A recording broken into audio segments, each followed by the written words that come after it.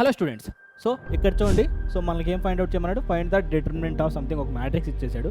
So ఈ మ్యాట్రిక్స్కి determinant అనేది find out చేయమన్నాడు. సో చూసి అమ్మ ఏంటిది ఎంత పెద్దగా ఉంది, దీని మొత్తానికి ఇప్పుడు నేను డెట్ ఫైండ్ అవుట్ చేయాలంటే సో ఏం లేదురా, జస్ట్ చాలా సింపుల్. సో ఇక్కడ చూడండి.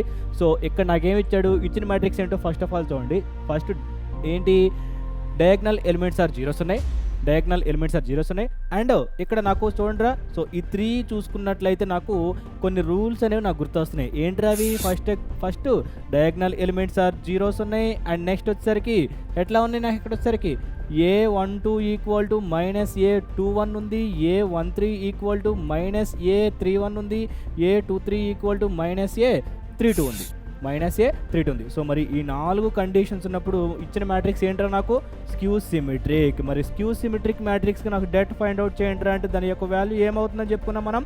స్క్యూ సిమెట్రిక్ వాల్యూ యొక్క డెట్ అనేది 0 అవుతుంది. సో ఇప్పుడు దీని ఆన్సర్ ఎంత, డైరెక్ట్గా నాకు 0 అవుతుంది. సో దీని ఆన్సర్ డైరెక్ట్గా నాకు 0 అవుతుంది. Yeah okay. సో ఇలాంటి ట్రిక్కి చూడాలనుకుంటే ఫాలో PIT క్లాసెస్.